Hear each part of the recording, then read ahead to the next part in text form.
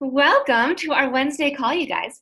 So just a couple updates, and then we'll get into our topic, which is super interesting, and I think you guys are going to totally love. But just updates. Number one, Team Cup. This is basically getting rewarded for all the things you're already doing. So it's you team up with four other girls, or coaches, I should say, anywhere in the organization, and you just do all the coaching activities that you already know and love, and you get rewarded along the way for you hitting Success Club and your whole group hitting Success Club. So lots of prizes. There's some stat that's like 80% of coaches that participate in this grow their income by a certain crazy amount and grow their teams by a crazy amount, if not in February, in the coming months, just because you've built so much momentum. So definitely consider it and share that with your downline coaches. Even use it as a way to get your discount coaches interested and ask if they want to win prizes by sharing their journey or something. So that the last day to register is January 31st, and then it runs all of February. Number two, Slay Squad. So push to lock in Success Club 6 this month to get into Slay Squad. Slay Squad is our exclusive group for, again, people who hit Success Club. And we do weekly updates. So yesterday, Amanda Marie on Facebook, Amanda Lonis, she shared how she finds clients and coaches and all these prospects on Facebook. So it's really content and training that you can use to grow your business. We don't offer it to everybody because we feel like you have enough training already to help 3 people you know what to do. So this is just an extra perk. Also, you get added in as soon as you hit it. So if you lock it in today, then you'll get added in today. You don't have to wait until February. And last but not least, Amber and I are hosting a breakthrough series where you're going to be breaking through your limiting beliefs, breaking through Diamond, onto Star Diamond, all of the things. We are so excited for this and putting so much of our time, effort, and passion into growing you guys through this call. It is bi-weekly starting next Monday, and we want you guys to read or listen to the 5-second rule to start. So we'll do a little catch up on the 5-second rule. We already know our topic for Monday is confidence and belief, and breathing all of that into you guys. So stay tuned for that starting on Monday, 8 p.m. Eastern. And that's it. Lots of other announcements in our online office. If you just click on your dashboard, scroll down, there's news and announcements there for all of the other stuff that I missed. Today's call is super exciting. We have Trisha Kins, and Brenna's actually going to do an introduction of her because she is one of Brenna's downline coaches. Hey guys, so I have to do like a quick pick me up, like pump up, preach the truth about Trisha because she is freaking amazing. She started coaching a few months ago, and within her first month, she hit SC10 and was an emerald like within I don't know, was 2 weeks, 3 weeks, something like that, like mind blowing. And she has hit the ground running, and she's one of the newest members of my team, Rise Up Nation. And I am literally so excited to even see that one of my own working coaches is about to like lead a team call. And take notes, Trisha has like no fear. She has confidence that a lot of girls don't even start out with, or like I myself probably don't even have yet. Like she is the bomb diggity. So take all the notes you can. I love it. Take it away, Trisha. Or I can unmute you if you need. There you go. You're good. Hi. That was a lot of buildup. I literally just messaged our group and I was like, I feel like I'm gonna puke. So this is gonna look a little bit different than what the title of the call is, but that's okay. I also think the love languages and also the Enneagram, if you guys aren't using those to connect with customers and also your coaches, that's a huge missed opportunity, especially if you learn about all the Enneagrams. There are different leadership styles within each of those people that is going to be really valuable for your team to share information and things like that. So I actually, I have the love languages and the Enneagram quizzes. So I'm posting those in the chat now. So if you don't know what your love language is, or if you don't know what Enneagram you are, use these, use them to share on your stories, use them to connect with your potential clients, use them to connect with your coaches because they're very, very important. Also, like I said, I am nervous. So, and I'm also from the North and I talk really, really fast to begin with. So if I'm talking too fast, slow me down or tell me to shut up. But so this call is actually going to be based around the concept of motivation, and similar to love languages, there's like 5 that you kind of fall within. So we'll touch base with that throughout the call. But if you have any questions, feel free to post them in the chat. Sam, I saw you said acts of service 9 and 3. Quality time is my love language, and I am an 8-wing-7, so basically I'm a brat that cares a lot. So that's what you'll learn about me today. So the goal for this call, I have 4. So understanding motivation as a task and a tool, how to identify different types of recognition for your team, learning different ways to recognize and motivate team members with different individualized needs, and then creating positive team dynamics that foster collaboration. So the last one I think is really important, especially for someone who did just join recently. I know that my coach and their coaches have big goals, and kind of identifying what your goals within that so that you can contribute to becoming 5-star or what have you is incredibly important. So if you want to use pen and paper, there's going to be a lot of talking. There's also going to be a bunch of times for you to connect in the chat. So just be readily available if you can. So the first thing is, what is motivation? Motivation is the act or process of giving someone a reason for doing something. And that's by Webster, good old Webster. It also is defined as a force or influence that causes someone to do something. So we're going to talk a little bit more on that second one today, but this, essentially your motivation, some people can align it with their why. I know we talk a lot about your why in Beachbody, but your motivation as a whole can look very different than your motivation on a day-to-day basis. So if your why of joining Beachbody is that you wanted to stay home and provide for your family instead of working a 9-to-5, that's great. That's an awesome why. But your motivation can look different than that on a day-to-day basis, because that's kind of something you're already working towards. So they don't necessarily have to line up. Your motivation can be money, it can be travel, what have you.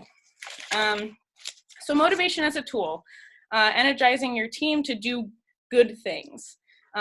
So what is another force that causes an action? Motivation is getting someone to do something because they want to do it. Conversely, and they both can be used to achieve a goal successfully, is manipulation. And I feel like manipulation sounds like almost like a dirty word, but it's not necessarily inherently bad. But manipulation is getting someone to do something because you want them to do it. So like I said, both of those can get you to your goal. You can, encourage your team to sign on new coaches because you want to reach diamond, or you can encourage people on your team to get new coaches because they want to reach emerald, things like that. So it's just breaking it down and identifying what the goals are. But for long-term success, you want to use motivation because your coaches are going to stay successful if they feel that they're achieving something for them rather than achieving something for you. I love Brenna, but I'm not trying to get coaches because I want her to be a diamond. Sorry, I'm just not. So finding out what works for you, works for your coaches, will result in a more success for your team as a whole. All right. So now we're going to use the chat. So I have 3 different questions. So what individually motivates you? So this can be positivity, it can be relationships, it can be benefits, it can be money, it can be travel, it can be food. I do work a 9-to-5, and our team is very food motivated. So a lot of our goals are like, if you get to this, we'll have a pizza. Like, okay. So, and they can look very different for everybody.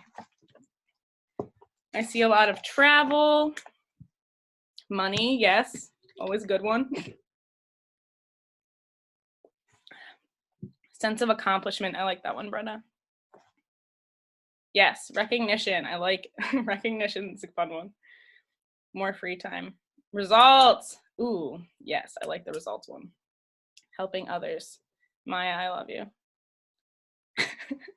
All right, so conversely, what demotivates you?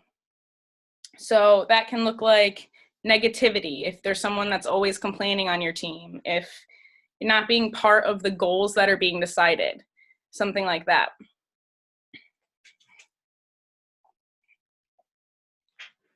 Ooh, don't read what I send them. True. Feeling like an outcast, that's a really good one. Overwhelmed, Britt. I feel you. No consistency. That's a big one for me. If you know me, I'm such a routine person. not fitting in. All right. As you kind of type in those, the last one is, what approaches have you seen to motivate teams that either has worked for you or hasn't worked for you? As a team, do you set goals as a team, or do you set goals individually? Disney. Next year, guys. Community-based. Ooh, tough love. Yeah, I'm big on that one.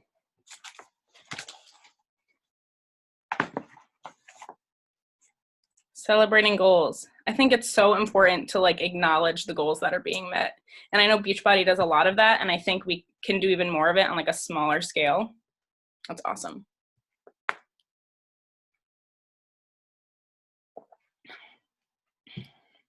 I don't know who iPhone is, but we're your team.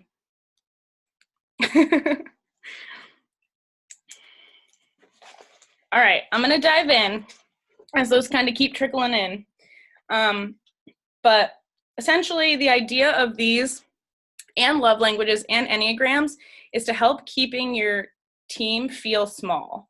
So it doesn't matter if you have 5 coaches under you, if you have 500 coaches under you, you want the people on your team to feel like they're a tight-knit community that can work together and collaborate and grow with each other.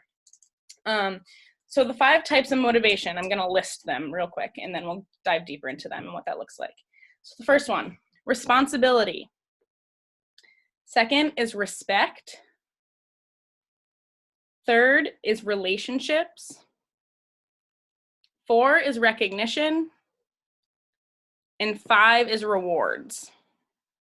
I know this fast, but we'll break them down, so don't worry. So the first one, responsibility. Essentially, on the most basic level, this is somebody on your team who wants ownership. So that means if you're able to, delegate projects or tasks to them that they care about within the group, within, we do Wellness Virtual Gym, Bod Squad, whatever you're using, delegate projects. I know I'm typically someone who in Wellness Virtual Gym, I post the daily affirmations. So that's something that I do almost every day, if I don't forget, like I did today. Things like that, giving them tasks to do. Help them understand the measure of the success that they want to reach, or let them determine what success they want to reach and explain it to you. So let them decide or define what success looks like. I know we talk a lot about, on like diamond pages, don't become a diamond because your coach tells you to be a diamond. Decide for yourself. If that's not where you want to end up, then that's not what success looks like to you. Let them feel in on things. So that kind of goes back to like what I was saying before about the posts in the group. Let them lead or be on team calls that they wouldn't necessarily be able to. Let them post in the group. Have them help you plan. Like I know we do a spirit week every once in a while. Let them be part of things like that that make them feel involved. Trust them and avoid micromanaging. I know especially when you have more coaches, it's easier to do this. Because you have a lot more to pay attention to. But if you only have 1 or 2 coaches under you, it's very easy to micromanage what they're doing to try to get them to keep growing. So with this type of person, you don't want to do that. They're going to feel overwhelmed. They're not going to feel productive because you're clustering them. That's not a saying, but I said it anyways. Support them with clear expectations. So when you set goals together, break them down and have very clear expectations and deadlines to meet them. And then lastly for this one, tapping into their expertise. So identifying kind of what they're good at, what their background's in, and letting them use that to help you lead. For example, right now I'm using a lot of social work-based things to help me lead and talk about things that I think are important in the business. That's my background. All right, second is respect. For somebody who values respect as a motivation, trust is kind of the biggest piece. Let them think that you trust them. Let them know that you trust them, what they're doing, what they're posting. Responsibility and respect type people are very, very similar. For respect, ask their opinion. Let them know that you value them as an individual and that they're like a unique asset to your team. And then when you're kind of in like group settings or on team calls, make sure you highlight their strengths. Someone who praises, if you're like somebody that really values respect, you like to be praised, people are paying attention, people are noticing what you're doing. Make sure you respect their time. So if you have a call with them, make sure you're on time, have the notes ready to go that you want to talk about, things like that. And that kind of goes with this, come prepared when connecting with them. And then lastly, give them honest and direct feedback. People that value or have this respect motivation, they want to know what you're thinking, even if they don't want to know what you're thinking. Tell them what's going on, tell them how to get around or achieve what they need to. Type 3, relationships. This is me. Get to know them personally and be their friend. I know if you have a huge team, you can't always have this with everybody. Not everybody wants this. I know a lot of people, if you're coaching, I know Brenna and I are very good friends. I know that there are a lot of people that want to coach and want to grow and don't want Brenna breathing down their neck, and that's okay. She probably will anyways, and we love her for it. Remember the small details, and I know this can be challenging, but especially if you are growing your team quickly, take notes. It's okay to have like a little profile on your coaches. It's okay to have 1,000,001 things going on and having a place to write things to remember them. If you're able to, do casual, I wrote casual lunch or coffee, but if you're not in the same space, schedule a catch-up call with them just to like touch base and talk about life. I think a lot of times we get overwhelmed because everything is go, go, go all the time with Beachbody, and it should be a lot, but connecting with them on a friend level is going to be really important to them. Share feedback you've heard from other people. So if I know that I have a coach that did a really great call and someone else has mentioned that to me, then I'll say that to them. Like, oh, Brenna mentioned that you did a really great job on your call the other day. Things like that, recognizing that people are talking about them in a positive light. Help them find a mentor who also has the value of relationships as a motivation. So I know for me, I feel like relationships is a huge value for our whole team, which is something that I really love, because I do need that to kind of motivate me, is having my coach that also be a value for her, having her, almost always have her customers turn into coaches for a very purposeful reason, because we've all connected already. We all know each other and built that relationship.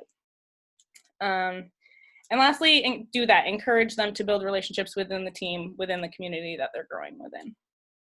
4, recognition. So recognition is broken down into 2 parts. So there's private recognition and public recognition. So if you are someone who values recognition as a motivation, you, in private, ask another person to send them a message of congrats. So that could look like me messaging Maya and telling her she's doing amazing things, which I do.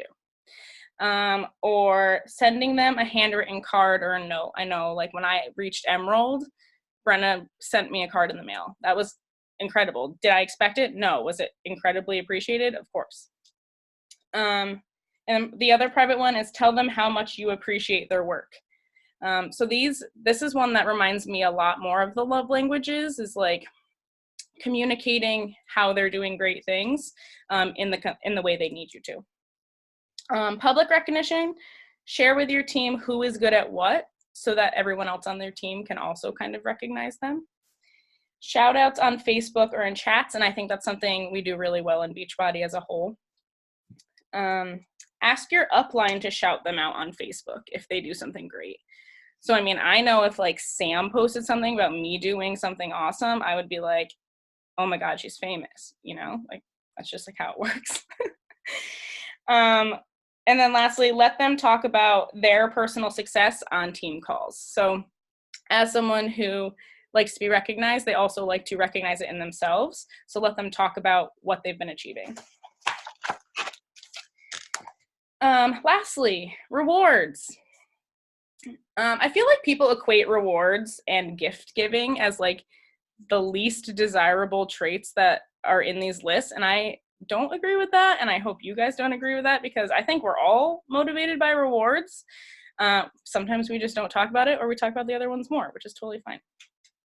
So if you are motivated by rewards, hopefully your coach will recognize that and do some fun things with, like, creating mini competitions, or finding ways to challenge the people within your team against each other in like a friendly competition way. Break down your goals into small chunks and praise often when meeting them. So instead of having a big goal, like I want to reach diamond, I know that if I sign on one coach, I'm not going to be at diamond, but I'm still going to get praise for it. Things like that are really important to people who like rewards and recognition. Make sure they know their goals and how to achieve them. That kind of goes along with the last one.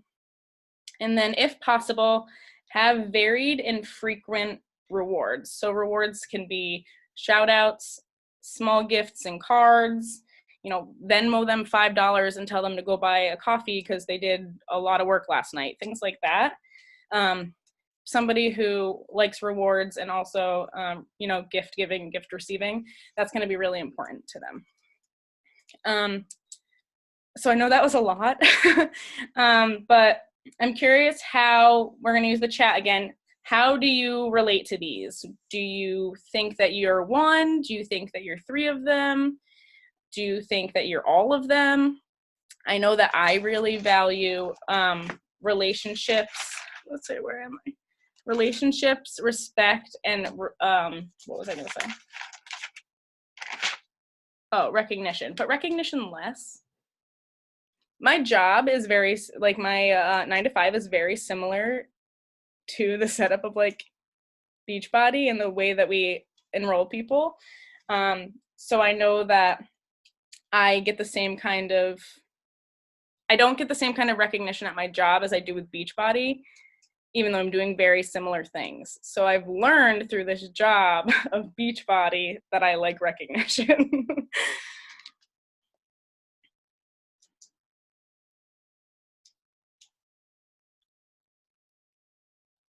What's value 3? Oh, I'm going to read them all again. 1 is responsibility. 2 is respect. 3 is relationships. 4 is recognition. And 5 is rewards.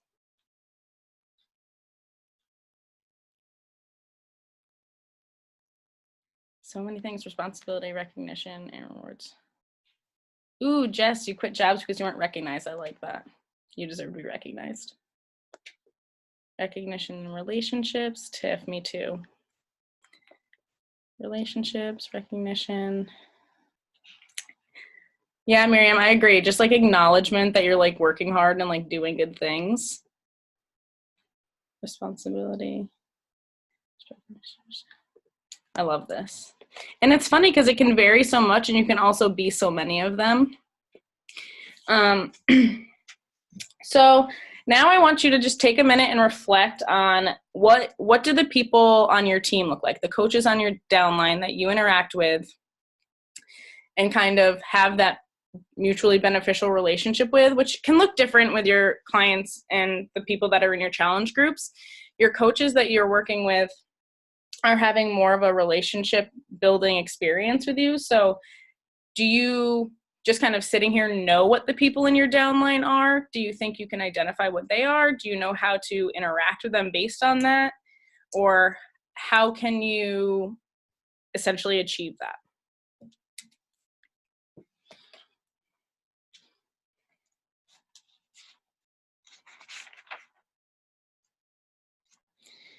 And then connecting with them, connecting with the people in your downline, or identifying or trying to identify what their motivation is, or having that conversation with them if you don't know, asking them what their motivation style is.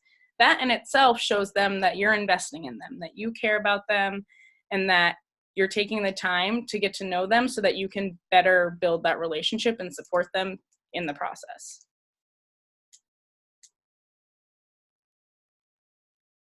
I like that, Sam. I think I know my girls pretty well. We like recognition. Woohoo! Recognition. All right. Lastly, creating cohesion in teams. So this is for your active coaches. You know, you're a team. A lot of the times you're working towards a big goal. Like I said, at the beginning, well, I guess not. Yeah, at the beginning of the year, we had a team call with Jess, and we talked about, you know, like she has a goal to be however many star, I think she said 10-star diamond. I think that's the goal, something like that. I think that's what it was. But in the beginning, when I wasn't sure what was happening, I didn't know what that necessarily meant. I didn't know how I could actively contribute. It felt to me too big because I didn't know, what does Trisha's piece of being a 10-star diamond team look like? I had no idea. So in doing that, make sure your team needs to believe that the work they're doing is important. And I think Beachbody as a whole does that well. But in that, the next one, team needs to feel that their work is personally beneficial, personally meaningful. The only way to, you know, build as a cohesive team is discussing those goals. What are your personal goals? How does that contribute to our bigger goal? What does that look like? And then, like I said, lastly, your team needs to have clear goals, clear and defined goals.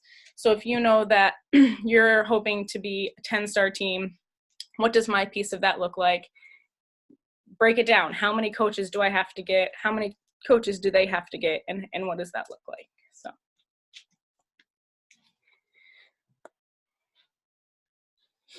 Yay. I didn't puke, so that's like honestly a step up from where I thought I was going to be. You did so good. I'm still writing notes over here. Yeah, I did a lot of talking. Sorry, that's the thing. No, it's so good. And I feel like, too, as you were going through it, I was like, yeah, obviously this is very much helpful for a team.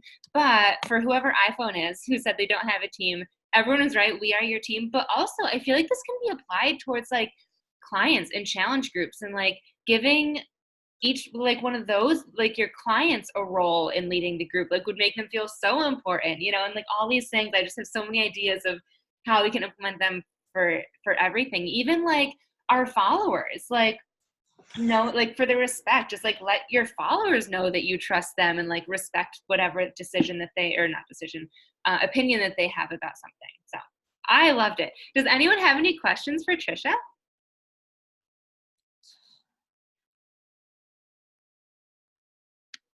Why are you so cute? Can't tell you. Don't know. It just happened naturally. How do you think you would go about organizing, finding out, like, you know, I feel like all of us, what if all of us, you know, I saw that we're saying like the things that our girls like. What if that's something that we are thinking from the outside that that's what our girls like, but maybe our team actually likes something different? You know what I'm saying? Like maybe, like I understand taking maybe like as a whole, like everyone could take the quizzes and then report back with what they got from their quizzes or things like that. And I know that like within small teams, like everyone kind of builds relationships and becomes close friends and you can kind of gauge from that side. But maybe like, maybe there's things about someone you don't know. Like what, how do you think the best way to organize something like that would be to find out exactly what each person on your team needs? I mean, I think especially in settings like this where we don't know each other in person, it's very possible and common to not know a lot of the things that are going on in their lives, personality traits, things like that. Like I could be a completely different person offline. I'm not, but I'm just, like I said, this is a lot of the social work background in me, but every single thing that's kind of a challenge in my life, I come back to communication. If that means having a call with your team to literally break it down and say, what is your Enneagram? What is your love language? What motivates you? And then just having those conversations. Or even if you know, if I tell you that my motivation is rewards, maybe that doesn't look the same as somebody else's motivation is rewards. Maybe I can just tell you, for me to feel like I'm contributing in a big part of this team, this is what I need from you. And I mean, I know that I am very open to doing that. Everyone else might not be, but that's definitely a conversation to start having. Yeah, that's good. Because I ask my girls sometimes, like, what motivates you? Like, is it cash? Is it rewards? Is it travel? Is it being a leader on the team? But now with this, we can all like look at these notes and be like, okay, that's one part of it, but also this is how I can like make them feel that all the time, not only when I send them a gift card or something. Yeah. I actually posted in Fit Vibes Tribe today the GEM test. Trisha, have you heard of that one? GEM? Yeah. No. I was just gonna ask you about that, Sam. Isn't that what Raina had you do when you started? Like, didn't she used to do a GEM test when she signed up coaches? Yeah, I didn't do it with her, but she does do it, or she used to do it. And I've thought of it again because Jatana does it. And Jatana was at our Disney retreat. And she says that for a new coach that she signs up, she has them go through the training. And then before they hop on a call, she does the GEM test. So right away, she knows exactly what Trisha said of like what they're motivated by, but also think like, to note, I should write down little details about this person or something. So that's something I'm going to start doing with my new coaches. And I would love to know like all of your guys's. So go comment on that post if you haven't yet. But yeah, I just feel like it'd be so eye-opening and a simpler way for all of us to lead our teams when we know the root like motivation for our coaches and for ourselves. You know, I think it's important for us to know what's motivated but for us so that we can tell other people. Mm-hmm. Agreed. What else, guys? Any questions or comments, thoughts? I love this turnout. It's probably because Trisha is the guest speaker, but we have had up to 25 people on this call, which is amazing. Usually we have 13. So thank you. Thank you. All right, guys, if there's nothing left, I don't want to waste any more of your time. So thank you so much for hopping on. Trisha, you honestly did so amazing. Thanks. You're welcome. Let's do a boomerang. I'll count us down.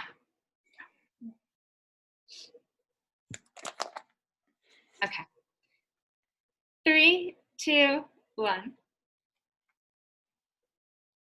I should have flashed my braces for you guys. You have braces? I forgot that was a thing that was happening. I got them on today. That's so exciting. I feel 13 again. You don't look 13 if it makes you feel better. Thank you. I'll take it.